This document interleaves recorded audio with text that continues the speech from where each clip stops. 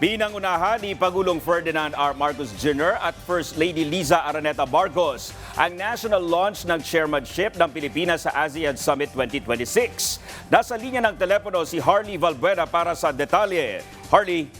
Patuloy na pagsusulong ng kapayapaan at dialogo sa rehiyon sa harap ng mga hamon at responsableng paggamit ng artificial intelligence at makabagong teknolohiya. Ito ay ilan sa mga binigyang diin ni Pangulong Ferdinand R. Marcos Jr. sa paglulunsad ng chairmanship ng Pilipinas ng 2026 Association of Southeast Asian Nations o ASEAN Summit. Pinaunahan mismo ng Pangulo ang seremonya dito sa Foro de Intramuros sa Maynila.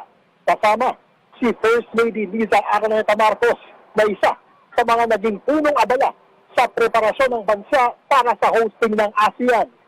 Sa kanyang talumpati, tiniyak ng Pangulo ang pagpapalakas ng dialogo para sa mas matatag na seguridad sa rehiyon.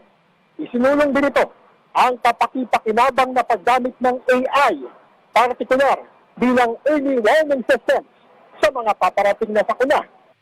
Siniguro rin ito ang pagsuporta sa micro, small, and medium enterprises at ang patuloy na pag-unlad at kasaganahan ng buong ASEAN region.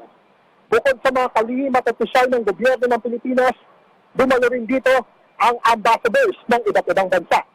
Samantala, pinangalanan din ng Pangulo si Foreign Affairs Secretary Maria Teresa Lazaro bilang Special Envoy ng Pilipinas bilang ASEAN Chair para sa bansang Myanmar.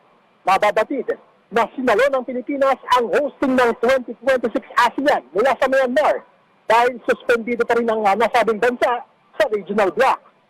Inilunsad din sa programa ang official logo ng ASEAN 2026 Chairship ng Pilipinas at ang ASEAN 2026 Commemorative Stamp. Ang seremonya ngayong gabi ay may temang Guiding Wave na sumisimbolo sa mga karagatang nag-uugnay sa 11 ASEAN nations. Sumasalamin din ito sa pagkakaisa at magkasamang pagtahak sa kapayapaan at kaunlaran mula sa mahigit 7,000 isla ng Pilipinas hanggang sa baybayin ng mga katabing bansa. Bit-bit naman ng ASEAN Summit 2026 ang temang Navigating Our Future Together. Dominic, kakibat ng paglunsad ng ASEAN Chairship ng Pilipinas ay ang pagtatanghal din dito ng ilang Filipino artists tulad ni Nicole Asensio, Lara Maige at University of Santo Tomas Singers. Dominic? Alright, maraming salamat, Harley Valbuena.